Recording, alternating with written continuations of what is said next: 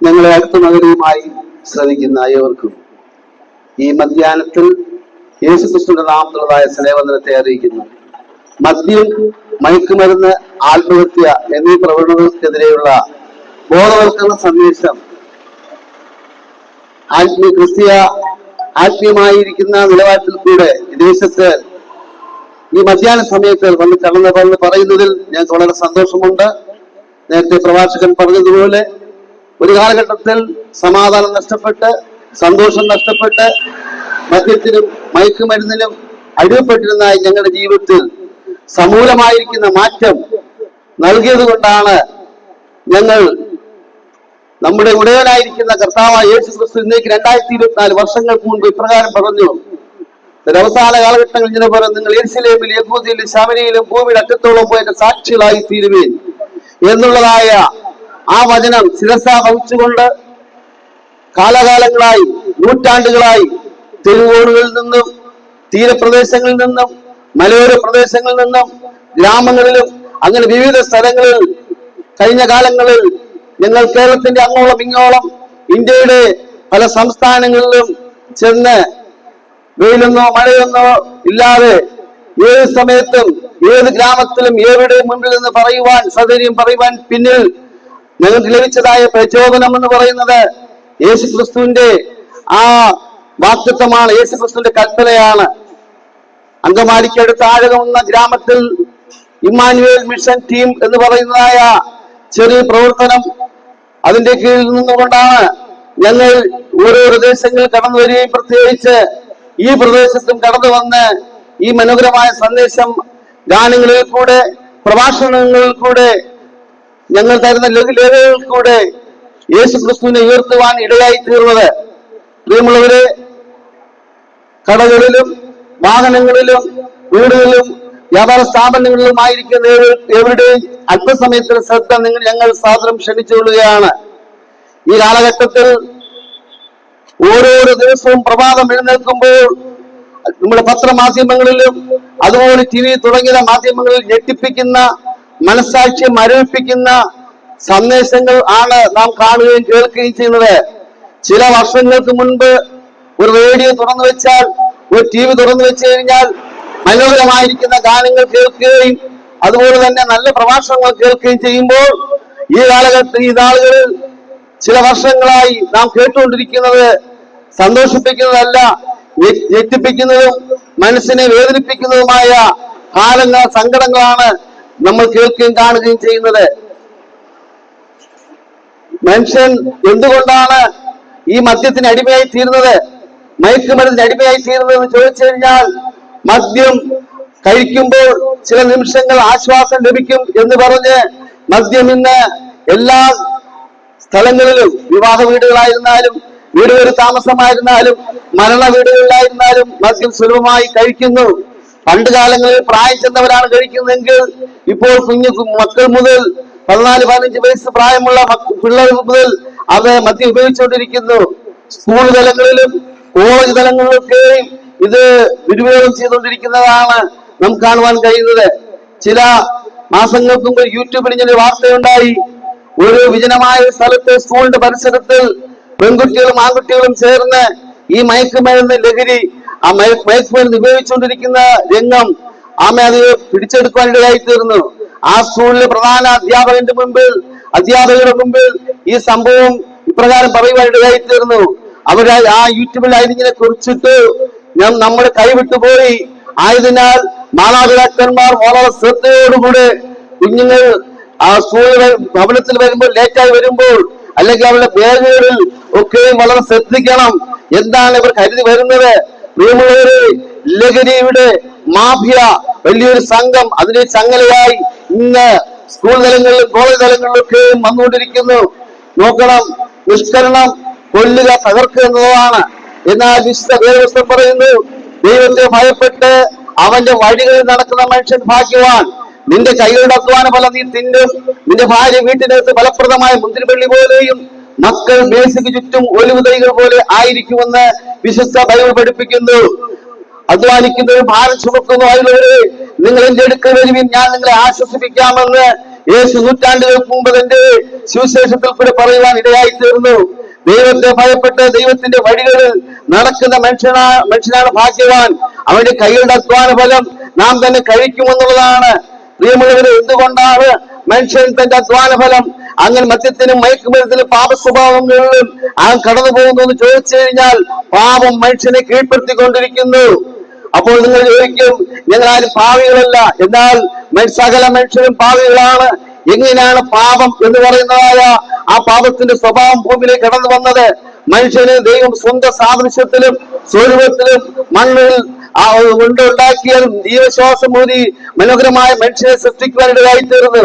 തനിക്ക് ഗാഠനിദ്ര വരുത്തി ഒരു സ്ത്രീയെ കൊടുക്കുവാൻ ഇടയായി തീർന്നു. ഏതൻ പൂങ്കാവനത്തിൽ അവിടെ അധ്വാനിച്ച് സന്തോഷമായി കുടുംബജീവിതം നയിക്കുവാൻ വേണ്ടിയാണ് മനുഷ്യനെ ഭൂമിയിൽ സൃഷ്ടിച്ചത്. പ്രിയമുള്ളവരെ, ആ മനുഷ്യനെ ഭൂമിയിൽ സൃഷ്ടിച്ചുവെങ്കിലും പിശാചാകുന്ന സാത്താൻ അവൻ പാമ്പിന്റെ രൂപത്തിൽ കടന്നു വന്ന് മനുഷ്യനെ പാപത്തിലേക്ക് നയിക്കുവാൻ ഇടയായി തീർന്നു. സ്വർഗത്തിലെ ദൈവം മനുഷ്യനോടൊപ്പം വസിക്കുവാൻ ഈ ഭൂമിയിൽ ഏതൻ പൂങ്കാവനത്തിൽ വൈകുന്നേരം കടന്നു വരുമ്പോൾ മനുഷ്യൻ പാപം ചെയ്ത് മരത്തിന്റെ ചുവടിൽ അഭയം പ്രാപിച്ചിരിക്കുന്ന സന്ദർഭത്തിൽ പേര് പറഞ്ഞ് വിളിക്കുകയാണ്. അവർ പുറത്തു കൊണ്ടുവന്നു. അവർ പാപത്തിനിടയായിരുന്നപ്പോൾ അവർ ഇപ്രകാരം പറഞ്ഞു, പുരുഷനോട് പറഞ്ഞു, നീ വിയർപ്പോടുകൂടി ആഹാരത്തെ ഭക്ഷിക്കും. സ്ത്രീയോട് പറഞ്ഞു, നീ വേദനയുടെ മക്കളെ പ്രസവിക്കും. ആമൻ. അതുപോലെ അതിന് തകർത്തതായ ആ പാപത്തിന് പ്രേരിപ്പിച്ചതായ ആ പാമ്പിനെ ശാപങ്ങൾ കൊടുത്തു. സ്ത്രീയുടെ സന്തതി സർപ്പത്തിന്റെ തലയെ തകർക്കുമെന്ന് പറയാൻ ഇടയായി തീർന്നു. സ്ത്രീയുടെ സന്തതിയായി ലോകത്തിലേക്ക് പിറന്നത് ഇന്നേക്ക് 2024 വർഷങ്ങൾക്ക് മുൻപ് മനുഷ്യന്റെ പാപത്തിന്റെ പരിഹാരകനായി ഒരേ ഒരുവൻ പിറന്നിട്ടുള്ളൂ. അത് നസ്രയനായ യേശു ക്രിസ്തു മാത്രമാണ്. ലോകത്തെ AD എന്നും BC എന്നും വേർതിരിച്ചുകൊണ്ട് ചരിത്രത്തിന്റെ കേന്ദ്രബിന്ദുവായിരിക്കുന്ന യേശു ക്രിസ്തു ലോകത്തിലേക്ക് കടന്നു വരുവാൻ ഇടയായിത്തീർന്നു. 1189 അധ്യായങ്ങളും 31,173 വാക്യങ്ങളും അടങ്ങിയതായ 66 പുസ്തകം 1500-ലധികം വർഷങ്ങൾ കൊണ്ട് 12 ഭൂഖണ്ഡങ്ങളിൽ നിന്ന് എഴുതി ചേർത്ത പുസ്തകങ്ങളാണ് ഇത്. ഇതിന്റെ ഗുഹകളിൽ നിന്നും അതുപോലെ തന്നെ മറ്റു സ്ഥലങ്ങളിൽ നിന്ന് കണ്ടെടുത്ത് ഒറ്റയിരുപ്പിൽ നിന്ന് വായിച്ചാൽ അത് അവസാനം വരെയും ഇരുന്ന് വായിക്കുവാൻ കഴിയും. ഇതിലെ ചരിത്ര യാഥാർത്ഥ്യങ്ങൾ ഇത് ഭൂലോകം മുഴുവനും അനേക മനുഷ്യർക്ക് രൂപാന്തരം കൊടുത്തതാണ്. നരഭോജികളെ നരസ്നേഹിയാക്കി തീർത്തതാണ്. ഏത് കൊലപാതകനെയും ഏത് നിഷ്ഠൂരനെയും ദൈവസ്നേഹത്തിന്റെ മുമ്പിൽ നിർത്തി അവരുടെ പാപങ്ങൾക്ക് പരിഹാരം കൊടുത്ത യേശു ക്രിസ്തുവിന്റെ ദിവ്യ വചനം അത് ജാതി മത വർഗ വർണ്ണ വിവേചനം കൂടാതെ സകലർക്കും വേണ്ടിയ സുവിശേഷമാണ്. പ്രിയമുള്ളവരെ, ഞങ്ങളിവിടെ പറയുമ്പോൾ ഒരു മതത്തിൽ നിങ്ങൾ മറ്റൊരു മതത്തിലേക്ക് കൊണ്ടുപോകാനല്ല, അല്ലെങ്കിൽ ഏതൊരു മതത്തെ നിങ്ങൾ പ്രസ്താവിക്കാനല്ല. ആമേൻ. മതം എന്ന് പറയുന്ന അഭിപ്രായമാണ്. എന്നാൽ യേശു പറഞ്ഞു, ഞാൻ തന്നെ വഴിയും സത്യവും ജീവനുമാകുന്നു. ആമേൻ. ഈ മഹർഷിമാർ യേശു ക്രിസ്തു ജനിക്കുന്നതിന് നൂറ്റാണ്ടുകൾക്ക് മുൻപ് മഹർഷിമാർ ഇങ്ങനെ പറഞ്ഞു, അസത്യമാ സത്യമയ, മൃത്യോമ അമൃതംഗമയ, തമസോമാ ജ്യോതിർഗമയ. അസത്യമാറി സത്യം വരട്ടെ, മൃത്യു മരണം മാറി മരണമില്ലാത്ത അവസ്ഥ വരട്ടെ, ഇരുള് മാറി വെളിച്ചം വരട്ടെ. ഇരുള് നിറഞ്ഞ പാവം നിറഞ്ഞ അന്ധകാരം നിറഞ്ഞ പൈശാചികന്റെ പ്രവണത നിറഞ്ഞ കാലഘട്ടത്തിൽ കർത്താവ് യേശു ക്രിസ്തു ലോകത്തിലേക്ക് കടന്നു വരുവാൻ ഇടയായി തീർന്നു. യേശു ക്രിസ്തുവിന്റെ സ്നേഹം സകല മനുഷ്യരെയും അവരെ ഉയർന്നവനോ താണവനെന്നോ കറുത്തവനെന്നോ വെളുത്തവനെന്നോ ആഫ്രിക്കാനെന്നോ അമേരിക്കനെന്നോ എന്ന് പറയാതെ ജാതി മത വർഗ വർണ്ണ വിവേചനം കൂടാതെ യേശുവിന്റെ സന്ദേശം ലോകം മുഴുവൻ വ്യാപരിച്ചു. ഇന്ത്യയിലെ കേരളത്തിൽ ശ്രീ നാരായണ ഗുരു, അയ്യങ്കാളി, അതുപോലെ തന്നെ മഹാത്മാഗാന്ധിജി തുടർന്ന പ്രമുഖരെല്ലാം ഈ അനാചാരവും അന്ധവിശ്വാസവും തൊട്ടുകൂടായ്മയും തീണ്ടിക്കൂടായ്മയും നടന്നതായ ഈ ദേശത്തിന് വേണ്ടി വളരെ പ്രവർത്തിച്ചു. അവർ ലോകത്തിൽ മാറ്റപ്പെട്ടു പോയി. എന്നാൽ യേശു ക്രിസ്തുവിന്റെ സുവിശേഷം ഭൂലോകം മുഴുവനും ഈ സത്യപ്രകാശം പ്രകാശിച്ചതുകൊണ്ട് ഇരുളിൽ കിടന്ന ജനത്തിന് രൂപാന്തരം വരുവാൻ ഇടയായിത്തീർന്നു. സകല മനുഷ്യരെയും ഒരപ്പന്റെ മക്കളാണെന്നും ഒരു സ്കൂളിൽ നിന്ന് പഠിക്കുവാനും അതുപോലെ പള്ളിയും പള്ളിക്കളവും ഈ ഇന്ത്യ മണ്ണിൽ വരുവാൻ, അതുപോലെ തന്നെ എല്ലാവരെയും ഒരേ രീതിയിൽ കാണുവാനുള്ളതായ സംസ്കാരപരമായും സാമ്പത്തികപരമായും വിദ്യാഭ്യാസപരമായും എല്ലാവരെയും ഒരേ രീതിയിൽ കൊണ്ടുവന്ന് ഒരേ ബെഞ്ചിലിരുത്തി ഒരേ പഠനം പഠിപ്പിച്ച് അവരെ സമൂഹത്തിൽ ഉന്നതങ്ങളിലേക്ക് ഉയർത്തുവാൻ കഴിഞ്ഞത് യേശു ക്രിസ്തുവിന്റെ മാറ്റമില്ലാത്ത സുവിശേഷത്തിന്റെ സത്യമെന്ന് ഞാനിവിടെ പറയുമ്പോൾ നാം അത് അംഗീകരിക്കേണ്ടത് യാഥാർത്ഥ്യമാണ്. പ്രിയമുള്ളവരെ, എന്നെയും നിങ്ങളെ ഒരുപോലെ സ്നേഹിച്ച, ഏത് മനുഷ്യനെ ഒരുപോലെ സ്നേഹിച്ചതായ യേശുക്രിസ്തുവിന്റെ സ്നേഹം ഈ മണ്ണിൽ, ഈ ദേശത്ത്, ഈ ജംഗ്ഷനിൽ പറയുന്നത്, ഉയർത്തുന്നതിൽ ഞങ്ങൾക്ക് സന്തോഷമുണ്ട്. ആയതിനാൽ എന്നെ കേൾക്കുന്ന പ്രിയമുള്ളവരെ, യേശു നിങ്ങളെ സ്നേഹിക്കുന്നു. നിങ്ങൾ ഏത് വ്യക്തിയായിരുന്നാലും, ഏത് മനുഷ്യനായിരുന്നാലും യേശു നിങ്ങളെ സ്നേഹിക്കുന്നു. യേശു അതിലില്ലാതെ സ്നേഹിക്കുന്നു. നമ്മുടെ നിലവാരം കണ്ടല്ല, നിങ്ങളുടെ ഗുണങ്ങൾ കണ്ടല്ല, നാം മനുഷ്യരായതുകൊണ്ട് യേശു ക്രിസ്തു രക്തം കൊണ്ട് നമ്മളെ വീണ്ടെടുത്തതുകൊണ്ട് നമ്മെ സ്നേഹിക്കുന്നു. ആ യേശു സ്നേഹവാനായ ദൈവമാണ്. അവൻ എല്ലാവരെയും സ്നേഹിക്കുന്നു. അവൻ ഒരുപോലെ സ്നേഹിക്കുന്നു. ഈ കടകളിൽ, അതുപോലെ വാഹനങ്ങളിൽ, ഭവനങ്ങളിൽ ആയിരിക്കുന്ന നിങ്ങൾ എല്ലാവരെയും സ്നേഹിക്കുന്നു. ഞങ്ങളെ സ്നേഹിച്ചത് കൊണ്ടാണ് ഈ നട്ടിച്ച വെയില് യാതൊരു കൂസലുമില്ലാതെ ഇവിടെ വന്ന് ഉയർത്തുന്നത്. വർഷങ്ങൾക്ക് മുൻപ് ഞങ്ങളുടെ ജീവിതത്തിൽ ആരും ദൈവമില്ലാത്തവരായി മദ്യത്തിന് മയക്കുമരുന്ന് അടിപ്പെട്ട് പലരുടെയും തല്ലും കൊണ്ട് ഹീനവും നികൃഷ്ടവുമായി കിടന്നിരുന്ന സ്ഥാനത്ത് ഈ യേശുവിന്റെ ദിവ്യ സന്ദേശം ഞങ്ങൾക്ക് രൂപാന്തരം വരുത്തുവാൻ, ഞങ്ങൾക്ക് സമാധാനം വരുത്തുവാൻ, ഞങ്ങൾക്ക് സന്തോഷം വരുത്തുവാൻ കഴിഞ്ഞു. പക്ഷേ വെറുതെ ഇരുന്നാൽ പറ്റില്ല. അധ്വാനിക്കാനുള്ള ആരോഗ്യം, അധ്വാനിച്ച് ജീവിക്കുന്നവരാണ് ഞങ്ങൾ. അധ്വാനിക്കേണ്ട ആരോഗ്യം, കുഞ്ഞുങ്ങളെ വളർത്തേണ്ടതായ പരിജ്ഞാനം, കുടുംബത്തെ നയിക്കേണ്ടതായ പരിജ്ഞാനം ലഭിച്ചത് ഈ വിശുദ്ധ വേദപുസ്തകത്തിൽ നിന്നും ലഭിച്ചതായ അറിവ് മുഖാന്തരം ഇതിന്റെ ഉടമസ്ഥനായിരിക്കുന്ന യേശു ക്രിസ്തുവിന്റെ ദിവ്യ സ്നേഹം ഞങ്ങളെ സ്നേഹിച്ചത് കൊണ്ടാണ് ഞങ്ങൾക്ക് ഈ ജംഗ്ഷനിൽ വന്ന് യേശുവിനെ ഉയർത്തുവാൻ ഇടയായി തീരുന്നവരെ. ഈ ദിവസങ്ങളിൽ നാം കണ്ടുകൊണ്ടിരിക്കുന്ന വിഷയങ്ങൾ എന്താണ്? മനസ്സാക്ഷി ഞെട്ടിപ്പിക്കുന്ന സംഭവങ്ങൾ. സ്തോത്രം. ഞങ്ങളുടെ തിരുവനന്തപുരം ഡിസ്ട്രിക്റ്റില് സ്തോത്രം ഒരു കുടുംബത്തിൽ നമ്മൾ കഴിഞ്ഞ ചില ആഴ്ചകൾക്ക് മുമ്പ് ചിന്തിച്ചതായ പത്രങ്ങൾ കൂടി വായിച്ച വിഷയമാണ്. തനിക്ക് ജന്മം കൊടുത്ത ഒരു പിതാവിന് ആ മകൻ നല്ല വിദ്യാഭ്യാസം കൊടുത്ത് MBBS എല്ലാം പഠിപ്പിച്ച് അവൻ കുടുംബത്തിൽ നല്ലൊരു മകനായി വളരുമെന്ന് ചിന്തിച്ചുകൊണ്ട് വളർത്തി വലുതാക്കിയതാണ്. പക്ഷേ ഈ ലോകത്തിന്റെ ഇബിലീസ്, അല്ലെങ്കിൽ ഈ ലോകത്തിന്റെ സാത്താന്യ ശക്തികൾ, അല്ലെങ്കിൽ ഈ ലോകത്തിലെ പൈശാചിക ശക്തി അവരിൽ കൂടി കയറിക്കൂടി സ്വന്തം അപ്പനെ കഴുത്തറുത്ത് കൊല്ലുവാൻ ഇടയായിത്തീർന്നു. എന്തുകൊണ്ട് അവനെ കഴുത്തറുത്ത് കൊല്ലുവാൻ ഇടയായിത്തീർന്നു? തന്നെ വളർത്തി വലുതാക്കി, കൈ വളരുമോ കാല് വളരുമോ നോക്കി അവന്റെ അസുഖം വന്നാൽ അവന്റെ അസുഖങ്ങൾക്ക് ആശുപത്രിയിൽ കൊണ്ടുപോയി കുഞ്ഞുകാലം മുതലേ വളർത്തി വലുതാക്കി വന്നപ്പോൾ ഈ ലോകത്തിന്റെ പൈശാചിക ശക്തി അവനിലോട്ട് കയറിയിട്ട് തനിക്ക് ജന്മം കൊടുത്ത തന്റെ പിതാവിനെ നിഷ്കരണം കഴുത്തറുത്ത് കൊല്ലുവാൻ ഇടയായിത്തീർന്നു. എന്തുകൊണ്ടാണ്? അതിന്റെ പിന്നുള്ള കാരണം പാപത്തിന്റെ ഭയാനകത ശക്തി തകർപ്പിടയായിത്തീർന്നു. രക്തബന്ധങ്ങൾ, അല്ലെങ്കിൽ മാതാപിതാക്കന്മാർ, അല്ലെങ്കിൽ സഹോദരങ്ങൾ എന്നുള്ള ചിന്ത പോലും മാറ്റിവെച്ച് തകർത്ത് കളയുവാനുള്ള ഇടയായിത്തീർന്നത് പൈശാചികൻ വന്ന ഇരുളിന്റെ ശക്തി. നമ്മൾ ചിന്തിക്കുന്ന പോലെ 2 കൊമ്പും 2 ഉണ്ടക്കണ്ണും കറുത്ത വസ്ത്രം ധരിച്ചതല്ല. അവൻ എല്ലാ സ്ഥലങ്ങളും ഒരുപോലെ മനുഷ്യനെ തകർക്കുവാൻ വേണ്ടി ഊടാടി സഞ്ചരിക്കുന്ന ഒരു പൈശാചിക ശക്തിയാണ്. ഇവൻ ആരായിരുന്നു? ഇവൻ സ്വർഗത്തിലെ ദൂതന്മാരായിരുന്നു. ദൈവത്തെക്കാൾ ഉന്നതനാവാൻ വേണ്ടി അവൻ ശ്രമിച്ചവനായിരുന്നു. അവൻ നവരത്നങ്ങളാൽ പണിയപ്പെട്ടവനായിരുന്നു. ദൈവത്തെക്കാൾ ഉന്നതനാകാൻ ശ്രമിച്ചപ്പോൾ അവനെ വെട്ടി ഭൂമിയിലേക്കിട്ടു. ആകാശത്തിലും ഭൂമിയിലും പാതാളത്തിലേക്ക് വീഴപ്പെട്ടു.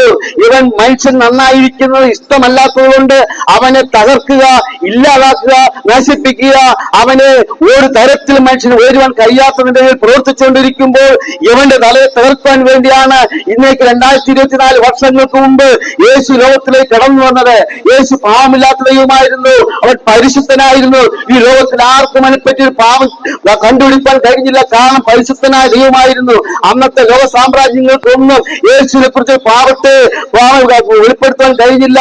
അവൻ എതിരായി നിന്ന പൈശാചിക ശക്തി പോലും മഹോന്നതനായ ദേവപുത്ര നിനക്കും എനിക്കും തമ്മിൽ എന്ത് എന്ന് പറഞ്ഞ് യേശുവിന്റെ പാദപീഠത്തിൽ വീണൊരു സംഭവമാണ് നമ്മൾ വായിക്കുന്നത്. മാർക്കോസിന്റെ സുവിശേഷം 5-ാം അധ്യായത്തിൽ. പ്രിയമുള്ളവരെ, അങ്ങനെയാണെങ്കിൽ യേശു ഒരു മനുഷ്യനെ രൂപാന്തരപ്പെടുത്തുവാൻ കഴിയുന്ന ദൈവമാണ്. നാം ചിന്തിച്ചു വന്നത് ഈ കഴിഞ്ഞ ദിവസങ്ങളിലെ പത്രമാധ്യമങ്ങളാണ്. കഴിഞ്ഞ ദിവസം നമ്മൾ കണ്ടല്ലോ, ഒരു പിതാവ് തന്റെ കുടുംബത്തിലുള്ളതായ മുത്തശ്ശി, ആ കുടുംബത്തിലുള്ളതായ സഹോദരങ്ങളൊക്കെയും നിഷ്കരണം കൊന്നൊടുക്കേണ്ടതായിട്ടുള്ള കാരണം കടമെന്നുള്ള ഒരു വിഷയമാണ്. ശത്രുവാണ് സാത്താന് കടമായാലും മദ്യപാനമായാലും മയക്കുമരുന്നായാലും ഏതിൽ കൂടി കയറി കുടുംബത്തെ തകർത്ത് തരിപ്പണമാക്കുക, ഇല്ലാതാക്കുക, ആമെന്നുള്ള ബിസിനസിനെ തകർക്കുക, നമ്മുടെ അതുപോലെ തന്നെ ആമൻ സാമ്പത്തിക നന്മകളെ തകർക്കുക എന്നുള്ള ഏക ലക്ഷ്യമാണ് അവന്റേതായ ലക്ഷ്യം. എന്നാൽ യേശു ക്രിസ്തു അങ്ങനെയല്ല. ഒരു മനുഷ്യനെ പണിയുക, അവന്റെ കുടുംബത്തെ സന്തോഷിപ്പിക്കുക, അവന്റെ കുടുംബത്തിൽ വേണ്ടതായ എല്ലാ കാര്യങ്ങളും ചെയ്തു കൊടുക്കുവാൻ കഴിയുന്ന ദൈവത്തെയാണെന്ന് പോൽക്കാലം ഞങ്ങളുടെ പ്രസന്റ് ചെയ്യുന്ന പ്രിയമുള്ളവരെ, ഇത് പോൽക്കാലം യേശു ക്രിസ്തു നിങ്ങളെ സ്നേഹിക്കുന്നു. തന്റെ ഏകജാതനായ പുത്രനിൽ വിശ്വസിക്കുന്ന ഏവരും നശിച്ചു പോകാതെ നിത്യജീവൻ പ്രാപിക്കേണ്ടതിന് യേശു നൽകാൻ ലോകത്തെ സ്നേഹിച്ചു. ഞാൻ പറഞ്ഞതിന്റെ സാരാംശം, യേശു എല്ലാവരും സ്നേഹിക്കുന്ന ദൈവമാണ്. ഒരിക്കൽ ആഫ്രിക്കൻ വനാന്തരത്തിൽ കൂടെ ഒരു കൂട്ടം ആമൻ വ്യക്തികൾ ഇങ്ങനെ കാടുകൾ കണ്ടു പോകുന്ന സന്ദർഭത്തിൽ ഓരോ വീടിന്റെ മുമ്പുറത്തിൽ കൂടി കടന്നു പോകുമ്പോൾ അമ്മമാര് ഓരോ പുസ്തകങ്ങൾ വായിച്ചുകൊണ്ടിരിക്കുന്നതായിട്ട് കാണുവാൻ കഴിഞ്ഞു. അപ്പൊ അവരോട് ചോദിച്ചു, നിങ്ങൾ എന്തൊരു പുസ്തകമാണ് വായിക്കുന്നത്? അപ്പൊ അവരോട് ഞങ്ങൾ ബൈബിൾ വായിക്കുകയാണ്. അയ്യോ, ബൈബിൾ ക്രിസ്ത്യാനികളുടെ പുസ്തകമല്ലേ, എന്നിനും നിങ്ങൾക്ക് വായിക്കണം. അപ്പോൾ ആ അമ്മമാർ പതുക്കെ എഴുന്നേറ്റു. ഈ വന്ന ചെറുപ്പക്കാരെയും കൂട്ടി കുറച്ച് അപ്പുറത്തോട്ട് പോയി അവിടെ ഒരു കിണർ കാണിച്ചു കൊടുത്തു. ആ കിണറിലേക്ക് അകത്തേക്ക് നോക്കാൻ പറഞ്ഞു. തലയോട്ടികളും അസ്ഥികഷ്ണങ്ങളും ദുർഗന്ധം വമിക്കുന്ന മാംസം, അതിന്റെ ദുർഗന്ധം വമിക്കുന്ന ആ കിണർ കാണാൻ ഇടയായി തീർന്നു. അവരിങ്ങനെ പറഞ്ഞു, നിങ്ങൾ 6 മാസത്തിന് മുൻപാണ് നിങ്ങൾ ഇതിൽ വഴി വന്നിരുന്നുവെങ്കിൽ ഞങ്ങൾ പ്രത്യേക ഒരു ശബ്ദം പുറപ്പെടുവിക്കുമ്പോൾ മാരകായുധങ്ങളുമായി കടന്നു വന്ന് നിങ്ങൾ ദുഷ്കരണം കൊല്ലും. ഞങ്ങൾ പുഴുങ്ങിയോ അല്ലെങ്കിൽ പച്ചക്കോ കഴിക്കുകയോ ഇടയായിത്തീരും. എന്നാൽ ചില നാളുകൾക്ക് മുൻപ് ഈ കയ്യിലിരിക്കുന്ന വേദപുസ്തകങ്ങളുമായി ഞങ്ങളുടെ മുമ്പിൽ ചില സുവിശേഷകർ കടന്നു വന്ന് യേശു ക്രിസ്തുവിന്റെ മാറ്റമില്ലാത്ത പദം നിങ്ങൾ പറഞ്ഞു തന്നതുകൊണ്ട് മനുഷ്യനെ തിന്നുന്ന നരഭോജിയായിരിക്കുന്ന, മനുഷ്യനെ കൊന്ന് മാംസം കഴിക്കുന്ന ആ പ്രവണത വിട്ട് യേശു ക്രിസ്തുവിന്റെ ദിവ്യ സന്ദേശങ്ങൾ ഉള്ളിൽ വന്നപ്പോൾ ആ മൃഗീയ സ്വഭാവം മാറി യേശുവിന്റെ സ്നേഹം ഞങ്ങളുടെ ഉള്ളിൽ വരുവാൻ ഇടയായി തീർന്നുവെന്ന് ആ ചെറുപ്പക്കാരോട് പറയുവാൻ ഇടയായി തീർന്നു. പ്രിയമുള്ളവരെ, നരഭോജി നരസ്നേഹിയാക്കുന്നതാണ് യേശു ക്രിസ്തുവിന്റെ സുവിശേഷം. ഏത് മനുഷ്യരെയും അവൻ രൂപാന്തരം പറ്റുന്നതാണ് യേശുവിന്റെ സുവിശേഷം. അവൻ ഒരുവൻ ക്രിസ്തുവിലായാൽ അവൻ പുതിയ സൃഷ്ടിയാകുന്നു, പഴയതൊക്കെ മാറിപ്പോവുകയാണ്. ഈ നട്ടിച്ച വേരത്ത് എന്തുകൊണ്ടാണ്? ഞാൻ പറഞ്ഞല്ലോ, മറ്റേതൊരു പ്രേരണകളുണ്ടോ അല്ലെങ്കിൽ ആരുടെയും പ്രേരണ ശക്തി കൊണ്ടോ അല്ല. ഈ മധ്യാഹ്ന സമയത്ത് യേശുവിനെ ഉയർത്തുന്നതിന്റെ പിന്നിലുള്ള രഹസ്യം ഞങ്ങളുടെ ജീവിതത്തെ സ്വസ്ഥതയും സമാധാനം നൽകി യേശുവിന്റെ സുവിശേഷം ഞങ്ങൾ ഇവിടെ പറയുമ്പോൾ ഞങ്ങൾക്ക് സന്തോഷമുണ്ട്. ഈ സുവിശേഷം ഈ അന്തരീക്ഷത്തിൽ കിടക്കും. നിങ്ങൾ അംഗീകരിച്ചാലും അംഗീകരിച്ചില്ലെങ്കിലും ഈ സുവിശേഷയുടെ സാക്ഷ്യമാണ്. ഈ ഭൂമിയിൽ മരണാനന്തര ഒരു ജീവിതമുണ്ട്. പലരും ചോദിക്കാറുണ്ട്, ഇവിടെ സുഖമായി ജീവിച്ച്, ഇവിടെ സന്തോഷമായി ജീവിച്ച് ഇവിടെ പോകാമല്ലോ ബ്രദറെ, ഇവിടെ എന്താണ് പാപം? പ്രിയമുള്ളവര്, പാപത്തിന്റെ ശക്തിയാണ്, പാപത്തിന്റെ പ്രേത ഘടകങ്ങളാണ് കള്ളത്തരം, മോഷണം, കൊലപാതകം, ആഭിചാരം, മന്ത്രവാദം, വിഗ്രഹാരാധന എല്ലാം പാപത്തിന്റെ ശക്തികളാണ്. കള്ളത്തരം എന്നൊരു പാപം ഉള്ളത് കൊണ്ടാണ് നമ്മൾ ഇന്ന് വൈകുന്നേരം 8 മണി കഴിയുമ്പോൾ, നാളെ 9 മണി കഴിയുമ്പോൾ നമ്മൾ കടകളെല്ലാം അടച്ചു പൂട്ടി പൂട്ടിട്ട് ആ കായുടെ ഒന്നുകൂടി വലിച്ചുറപ്പാക്കിയിട്ട് കടന്നു പോകുന്നത്. ആ കള്ളത്തരം എന്ന് പറയുന്ന പാപം ഇവിടെ ഇല്ലായിരുന്നുവെങ്കിൽ കടകളെല്ലാം തുറന്നിട്ട് പ്രവാഹത്തിൽ കടന്നു വരാമായിരുന്നു. അങ്ങനെ ഇട്ടും കടന്നു കഴിയുമോ? നമ്മുടെ വീടുകളിൽ നമ്മൾ വീട് കിടന്നുറങ്ങുമ്പോൾ അത് മനോഹരമായി പൂട്ടി അതിന് താഴിട്ടിട്ട് പിന്നെയും കുറെ പാത്രങ്ങളെല്ലാം ആ വാതിന്റെ മുകളിൽ അടിക്ക് വെച്ച് ഒന്ന് ഉറപ്പാക്കിയിട്ടാണ് പഴയ വീടുകളായിരുന്നാലും പുതിയ വീടുകളായിരുന്നാലും ഉറപ്പാക്കി പട്ടിയെ നല്ല കടിക്കുന്ന പട്ടിയെ അത് തൊള്ളഴിച്ച് പട്ടി അകത്തും പുറത്തുമായി തുറന്നു വിട്ടിട്ടാണ് കിടക്കുന്നതെന്നാലും സമാധാനമില്ല. എന്നാൽ സുരക്ഷിതമായി കിടന്നിറാൻ കഴിയുന്നില്ല. എന്നാൽ യേശു ക്രിസ്തുവിന്റെ രാജ്യത്തില് അതിന്റെ ഒന്നും ആവശ്യമില്ല. യേശുവിനെ ആരാധിക്കുന്ന ദൈവപരിതന് സമാധാനമുണ്ട്. ഞാൻ സമാധാനത്തോടെ കിടന്നുറങ്ങും, നീയല്ലേ ഒരു നിർഭയം വസക്കിമാറാക്കിയതെന്ന് യേശു ക്രിസ്തുവിന്റെ ദിവ്യ സ്നേഹങ്ങളെ മാടി വിളിക്കുകയാണ്. ഒരു വാക്കുകൾ ചീർക്കുന്നതിന് മുമ്പ് ഞാനൊരു സംഭവം കൂടി പറഞ്ഞുകൊണ്ട് നിർത്താൻ ആഗ്രഹിക്കുകയാണ്. ഒരിക്കൽ അവൻ ഒരു ഗ്രാമത്തിൽ ഒരു പിതാവിന് 2 മക്കളുണ്ടായിരുന്നു. സ്തോത്രം, ഒരു മകൻ തന്റെ പിതാവിനോട് പ്രകാരം പറഞ്ഞു, അപ്പാ എന്റെ ഷെയറെല്ലാം എനിക്ക് തരണം, എന്റെ ഷെയറെല്ലാം എനിക്ക് തരണം. അങ്ങനെ നിരന്തരമായി പറയുമ്പോൾ ആ ഷെയറുകളെല്ലാം കൊടുത്ത് അവൻ അതെല്ലാം കൊണ്ടുചെന്ന് വിറ്റ് ഇഷ്ടംപോലെ പൈസ ഉണ്ടാക്കി അവൻ സുഖലോലുവനായി ജീവിക്കുവാനിടയായി തീർന്നു. പ്രിയമുള്ളവർ, അതിൽ നിന്നൊരു കാര്യം മനസ്സിലാക്കാം. മനസ്സിലാക്കി. ഇങ്ങനെയാണ് ഇഷ്ടംപോലെ സാമ്പത്തികം ഉണ്ടാകുമ്പോൾ, അല്ലെങ്കിൽ ഇഷ്ടംപോലെ പണം പോക്കറ്റിലുണ്ടായിരിക്കുമ്പോൾ, നമുക്ക് സുഖ സൗകര്യം ഉണ്ടായിരിക്കുമ്പോൾ കൂട്ടുകാർ ഇഷ്ടം പോലെ ഉണ്ടാകും, അനേക കൂട്ടുകാരുണ്ടാകും. പക്ഷേ പണങ്ങളെല്ലാം തീരുമ്പോൾ അവരെല്ലാം കൈവിടും. അങ്ങനെ അവസ്ഥ അവനിലേക്ക് വന്നു. അവൻ വളരെ വികൃത മനുഷ്യനായി, അവൻ ധനാഢ്യനായി ജീവിച്ചവൻ ചില മാസങ്ങൾ കൊണ്ട് അവൻ തകർന്നു പോയി. അവന് ധനാഢ്യന്റെ ഭവനത്തിലേക്ക് കടന്നു പോയിട്ട് പറഞ്ഞു, എനിക്ക് ഒരു ജോലി വേണം. നമുക്ക് ആ ഭാഗങ്ങൾ ചിന്തിച്ചിട്ടുള്ള ഭാഗമാണ്. അവനെ പന്നി വളർത്തുന്നതായ ജോലി കൊടുത്തു. അവൻ പന്നികളെ മേയിച്ചുകൊണ്ടിരിക്കുന്ന സന്ദർഭത്തിലാണ് അവന് സുബോധം വന്നത്. അവൻ സുബോധം വന്ന് അവൻ പ്രകാരം ചിന്തിച്ച്, എന്റെ അപ്പന്റെ ഭവനത്തിൽ ഇഷ്ടംപോലെ ആഹാരമുണ്ട്, അവൻ കഴിച്ചു കളയുന്ന ആഹാരത്തിന്റെ അല്പങ്ങൾ കിട്ടിയാൽ എന്റെ വിശപ്പ് മാറ്റാമെന്ന് അവന് സുബോധം വരുവാനിടയായി തീർന്നു. പ്രിയമുള്ളവരെ, ഈ സമയത്ത് പാപത്തില് ഏതെങ്കിലും പാപ സ്വഭാവങ്ങളാണ് അടിപ്പെട്ടിരിക്കുന്നുണ്ട്, മദ്യപാനത്തിന് അടിപ്പെട്ടിരിക്കുന്നുണ്ട്, കുടുംബ സമാധാനം നഷ്ടപ്പെടുത്തുന്ന പാപ സ്വഭാവങ്ങളാണ് നമ്മുടെ ജീവിതത്തിലുണ്ടെങ്കിൽ നമ്മൾ ഇപ്പോൾ തിരിചിന്തിക്കേണ്ടതായിട്ടുണ്ട്. പ്രിയമുള്ളവരെ, അവൻ തിരിചിന്തിച്ചു. അവൻ സുഹൃത്ത് അതെല്ലാം ഉപേക്ഷിച്ചിട്ട് തന്റെ അപ്പന്റെ ഭവനത്തിലേക്ക് കടന്നു പോകാൻ ഇടയായിത്തീർന്നു. തന്റെ മകൻ അകലങ്ങളിൽ നിന്ന് വരുന്നുവെന്ന് അവൻ കണ്ടപ്പോഴത്തേക്കും ആ പിതാവ് ഓടിച്ചെന്ന് അവനെ കെട്ടിപ്പിടിക്കുവാൻ ഇടയായിത്തീർന്നു. ഞാൻ പറഞ്ഞതിന്റെ സാരാംശം, ആ കാലഘട്ടങ്ങളിൽ ഒരുവൻ വീട് വിട്ട് പട്ടണം വിട്ട് പോയി കഴിഞ്ഞാൽ അവനെ കല്ലെറിഞ്ഞു കൊല്ലണമെന്നാണ് നിയമം. എന്നാൽ കല്ലെറിഞ്ഞു കൊല്ലുവാൻ സമ്മതിച്ചില്ല. ആ പിതാവ് ഓടിച്ച് മകനെ കെട്ടിപ്പിടിച്ചു, അവന് ഭവനത്തിലേക്ക് കൊണ്ടുവന്നു. അവന് വിരലിൽ മോതിരമണിയിച്ചു, ചെരുപ്പിടിയിച്ചു, വസ്ത്രം കൊടുത്തു, അവനെ വൃത്തിയാക്കി നല്ലൊരു ഭോജനമുണ്ടാക്കി അവനെ തന്റെ ഭവനത്തിലേക്ക് ചേർക്കുവാൻ ഇടയായി തീർന്നു. പ്രിയമുള്ളവരെ, അങ്ങനെയാണെങ്കിൽ ഇന്ന് കർത്താവായ യേശു ക്രിസ്തു നിങ്ങൾ സ്വന്തം രക്ഷിതാവായി സ്വീകരിക്കുന്നുണ്ട്. നിങ്ങൾ പുതിയൊരു മനുഷ്യനായി തീരുവാൻ തീർച്ചയായും ആഗ്രഹിക്കുകയാണ്. അതിനാൽ കാലം യേശു ക്രിസ്തു നിങ്ങൾ രക്ഷിതാവായി സ്വീകരിക്കുന്നുവെങ്കിൽ, ഇന്ന് 2024 വർഷങ്ങൾക്ക് മുൻപ് മനുഷ്യവർഗത്തിന്റെ പാപങ്ങളെ ചുമന്നുകൊണ്ട് 2 കള്ളന്മാരുടെ മധ്യത്തിൽ 3 ആണികളായി തറയ്ക്കപ്പെട്ട് ശിരസ് മുതൽ പാദം വരെ അവസാനത്തുള്ള രക്തം ഭൂമിയിലേക്ക് നൽകിയിട്ട് അനേകം ഞങ്ങൾ നേരത്തെ പറഞ്ഞതായ അനേക പ്രഭുക്കന്മാർ, അനേക തത്വജ്ഞാനികൾ, അനേക സയന്റിസ്റ്റുകളൊക്കെ മരിച്ച് മണ്ണോട് മണ്ണായി കിടക്കുമ്പോൾ മരണത്തെ ജയിച്ച് ഈ ലോകത്തിൽ സ്വത്രം അവൻ ക്രൂശിക്കപ്പെട്ടു, ആരെയും അടക്കാത്ത കല്ലറയിൽ അടക്കപ്പെട്ടു. എന്നിട്ട് കല്ലറയിൽ കിടന്നിട്ട് പോലും അവൻ ഈ പുറത്തു വരുന്നതെന്ന് ശത്രു പത്തറിയിട്ട് അവർ വലിയ ഒരു കല്ല് ഉരുട്ടിവെച്ച് ഇന്ത്യയെ മുദ്ര എണീച്ചു. എന്നാൽ റോമാ സാമ്രാജ്യത്തിന്റെ മുദ്രയ്ക്കോ ഈ ലോകത്തിൻ്റെതായ മുദ്രകൾക്കൊന്നും തമ്പ്രനായിരിക്കുന്ന സർവ പ്രപഞ്ചത്തിലെ സൃഷ്ടാവായ യേശുവിനെ അടക്കി വയ്ക്കുവാൻ ഈ ലോകത്തിന് ഒരു പക്ഷത്തിനും കഴിയുകയില്ല, ഒരു ശക്തിക്കും കഴിയുകയില്ല. പ്രപഞ്ചത്തിന്റെ സൃഷ്ടാവായ യേശു മരണത്തെയും പാതാളത്തെയും ജയിച്ചുകൊണ്ട് 3-ാം നാൾ ഉയർത്തെഴുന്നേറ്റ് ഇന്ന് യേശുവിന്റെ കല്ലറയിൽ ചെന്ന് നോക്കിയാൽ അവിടെ ഇങ്ങനെ കാണും, ഈ റിസറക്റ്റഡ് പേഴ്സൺ. അവൻ ലോകത്തിൽ പാപത്തിൽ നിന്നും ശാപത്തിൽ നിന്നും അവൻ ഉയർത്തെഴുന്നേറ്റു. അവൻ ഇവിടെ ഇല്ല, അവൻ ഉയർത്തെഴുന്നേറ്റു. യേശു ഉയർത്തെഴുന്നേറ്റവനായി പാപികൾക്ക് വേണ്ടി ലോകത്തിൽ വന്നു. പാപമില്ലാത്ത യേശു ഈ ലോകത്തിലേക്ക് കടന്നു വന്നു, തന്റെ ജീവൻ ഭൂമിയിലേക്ക് നൽകി. അവൻ അനേക കല്ലറകളിൽ ഉറങ്ങുമ്പോൾ യേശു ഉയർത്തെഴുന്നേറ്റു. 1000 അവനേക്ക് പ്രത്യക്ഷപ്പെട്ടു.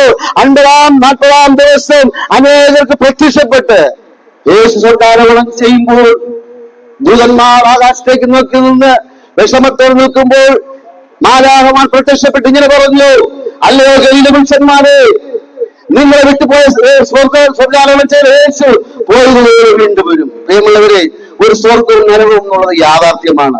സ്വർഗരാജ്യത്തിന്റെ അവകാശിയാകണമെന്നാണ് എന്നെയും നിങ്ങളെ കുറിച്ച് ആഗ്രഹിക്കുന്നത്. ഒരു മൃഗത്തിനോട് പറഞ്ഞിട്ട് കാര്യമില്ല, ഒരു ഇഴജാതിയോട് പറഞ്ഞിട്ട് കാര്യമില്ല, പറവകളോട് പറഞ്ഞിട്ട് കാര്യമില്ല.